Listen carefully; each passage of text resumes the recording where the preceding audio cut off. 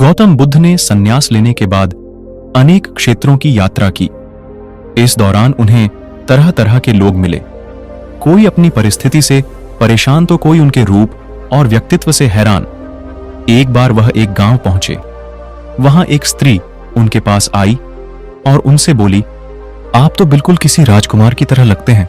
क्या मैं जान सकती हूं कि इस युवा अवस्था में आपके गेरुआ वस्त्र धारण करने का क्या कारण है?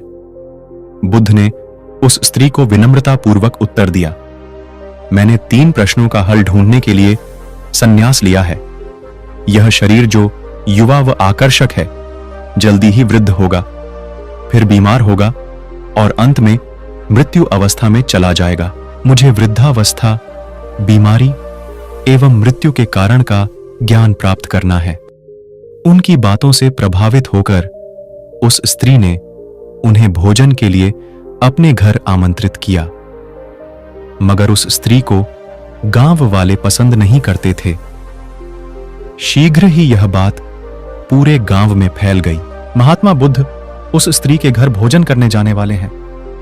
गांव के लोग उनके पास आए और आग्रह किया कि वह उस स्त्री के घर भोजन करने ना जाएं। कारण पूछने पर उन्होंने बताया कि वह स्त्री चरित्रहीन है। बुद्ध ने गांव के मुखिया से पूछा, क्या आप भी मानते हैं कि वह स्त्री चरित्रहीन है?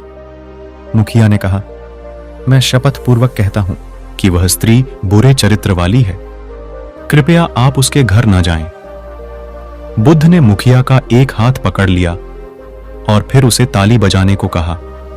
मुखिया ने कहा, मैं एक हाथ से ताली नहीं बजा सकता। मेरा दूसरा हाथ आपने पकड़ रखा है।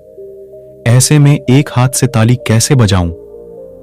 बुद्ध बोले, जैसे एक हाथ से आप ताली नहीं बजा सकते, वैसे ही वह स्त्री खुद चरित्रहीन नहीं हो सकती जब तक इस गांव के पुरुष भी चरित्रहीन ना हो।